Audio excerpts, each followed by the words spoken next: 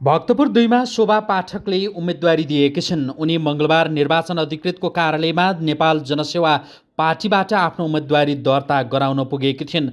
उनको पार्टीको चुनाव चिन्ह जुत्ता रहेको छ। सोही क्षेत्रमा नेकपा एमालेका सचिव महेश बस्नेतले पनि उम्मेदवारी दर्ता गराइसकेका छन्। शोभा पाठक र महेश बस्नेत बीचको विवाद अहिले पनि कुनै न कुनै तवरले जारी रहेको छ।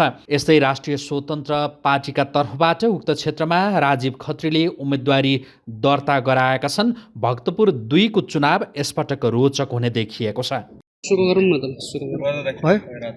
यहाँको उम्मेदवारी किन भक्तपुर क्षेत्र नम्बर 2 बाट यहाँको उम्मेदवारी किन?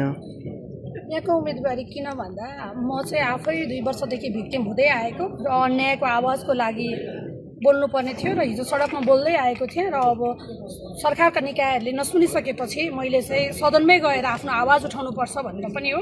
र अर्को कुरा हाम्रो 23 र 24 गतिको घटनामा जति पनि मेरा भाइ बहिनीहरूले ज्यान गुमाउनु भयो, यी अपराधीहरू यही क्षेत्रमा रहेको कारणले ती भाइ बहिनीहरूको चाहिँ आत्मा शान्तिको लागि र उहाँहरूको मर्म र भावनालाई बुझेर मेरो उम्मेदवारी यहाँबाट भयो। यो चुनाव चिन्ह जुत्ता नै रोज्नुभयो। यो चाहिँ जनआन्दोलनको सिम्बोलिक चित्र जुत्ता नै यहाँले आफ्नो कपडामा छाप्नै लाउनु। यही चिन्ह नै मेरो चिन्ह हो।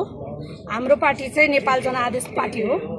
त्यसैले गर्दाखेरि हाम्रो चिन्ह नै यही भएको कारणले र यही आन्दोलनपछि नै हामीले यो पार्टीको जन्म गरेका थियौँ र मैले यसबाट उम्मेदवारी दिएँ।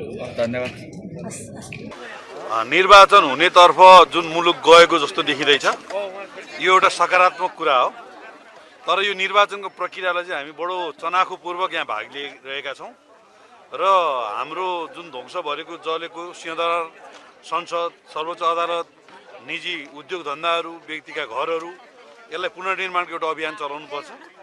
विदेशीहरूको आडमा जुन ढङ्गले नेपालका कतिपय एजेन्टहरू, मतियारहरू, एनजिओहरू अथवा चाहिँ नि दाता निकायहरूको सहयोग परिचालन गरेर यो देशै समाप्त गर्ने, राष्ट्रियता समाप्त गर्ने खेल जुन भइरहेको छ त्यसलाई जोगाउनु पर्नेछ। हाम्रो संविधानमाथि हमला भएको छ त्यसलाई जोगाउनु पर्नेछ। अहिलेको अवैधानिक सरकारले जनप्रिय काम भन्दा पनि निश्चित व्यक्ति र पार्टीहरूलाई संरक्षण गर्ने, तिनका मुद्दा फिर्ता लिने, फरक खालका चरित्र बोकेका, शङ्कास्पद र मतियार बोकेका व्यक्तिहरूलाई चाहिँ राष्ट्रको नेतृत्वमा ल्याउनको लागि, यो चुनावलाई उपयोग गर्नको लागि निर्वाचन आयोगसहित प्रयोग गर्न खोजेका र पुराना स्थापित दलहरूमाथि आक्रमण गरिरहेको एउटा परिवेशलाई हामीले महसुस गरेका छौँ। यो सबै कुरालाई ध्यान दिएर हामी निर्वाचनमा सशक्त ढङ्गले भाग लिएका छौँ र यो निर्वाचन मार्फत हाम्रो बहुमत आउने आधारहरू जुन ढङ्गले स्थापना भइरहेको छ त्यसलाई हामी प्रतिरोधी र जुझारु ढङ्गले बचाउनेछौँ। र कमरेड केपी शर्मा ओली जो एउटा राष्ट्रियताका नेता हुन्, जसले नेपालको सम्मान र गौरवलाई अन्तर्राष्ट्रिय जगतमा बढाउने कुरामा भूमिका खेलेका छन् र संविधान नेपाल र सुखी नेपालीको एउटा अभियान चलाएका छन् र त्यसलाई अझ पुरा गर्नुपर्छ। भक्तपुरको सन्दर्भमा हामीले हिजो विकास निर्माणका सन्दर्भ अथवा जनताका सेवा सुविधाका सन्दर्भ, पछाडि परेका वर्ग र समुदायलाई अगाडि ल्याउने सन्दर्भ, भक्तपुरमा कुनै पनि राजनीतिक आग्रह पूर्वाग्रह नराखिकन सबैलाई एउटा सेवामा समर्पित भएर काम गरेको नेकपा एमालेको शैली, हामीले जितेको प्रदेश अथवा स्थानीय तहले पनि त्यही ढङ्गले आफ्नो अगाडि भूमिका सारेको कुरा। अघिल्लो पटक 5 वर्ष म सांसद हुँदाको क्रम अथवा हाम्रो वासुदेव कमरेड सूर्यविनायकबाट मेयर, मदनजी यहाँबाट मेयर, अहिले किरणजी स्वास्थ्य मन्त्री प्रदेशको भएको सन्दर्भ अथवा चाहिँ नि हिजो शशीजीहरू भएको सन्दर्भसँग जोडेर हेर्ने हो भने नेकपा एमालेले भक्तपुरमा सर्वोत्कृष्ट काम गरेको छ र पछिल्लो बेलामा नेकपा एमालेको अझ अभाव भएको छ जनताहरूलाई। र अहिले हामी चाहिँ यो चुनावमा चाहिँ भाग लिने मात्र होइन, चुनावमा चाहिँ निकै ठुलो अन्तरमा शानदार ढङ्गले जित्ने ढङ्गले भक्तपुरमा 2 नम्बर क्षेत्रमा आएका छौँ। र अन्य पार्टीका उम्मेदवार हेर्दा पनि कतिपय पार्टीले त स्थानीय मान्छे नपाएर टुरिस्ट उम्मेदवार दिए भन्ने कुरा सुन्यो। अब आधिकारिक घोषणा पछाडि थाहा होला।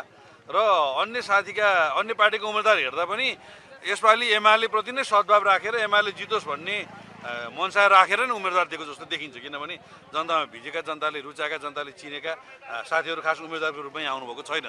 र म सबै साथीहरूलाई जसले एमाले जित्ने वातावरण बनाइदिनु भएको छ, सबै पार्टीहरूलाई कमसेकम 2 नम्बर क्षेत्रमा चाहिँ नि एमालेलाई प्रत्यक्ष अप्रत्यक्ष चुनाव लडेर नलडेर जो सहयोग गर्ने वातावरण बनेको छ, म उहाँलाई पनि धन्यवाद दिन चाहन्छु। सम्पूर्ण भक्तपुर र मतदाता साथीहरूलाई धन्यवाद दिन चाहन्छु। तपाईँ मिडियाका साथीहरूलाई धन्यवाद दिन चाहन्छु। र यो निर्वाचन स्वच्छ निष्पक्ष र धाँधली रहित होस्, निर्वाचन आयोगको भूमिका त्यही खालको होस्, प्रहरी प्रशासनको भूमिका त्यही खालको होस्। अघिल्लो पटक प्रहरी प्रशासनको भूमिका त्यति धेरै चित्तबुद्ध भएको हामीले पाएका छैनौँ। यसपालि हामी सुरुदेखि नै एकदम सतर्क ढङ्गले भूमिका हेरिरहेका छौँ। गलत भूमिका प्रकट नहोस्। गलत भूमिका प्रकट भयो भने हामी सम्झाउने बुझाउने काम गर्छौँ। सम्झाउने बुझाउँदा पनि भएन भने हामी प्रतिरोधमा जान बाध्य हुन्छौँ।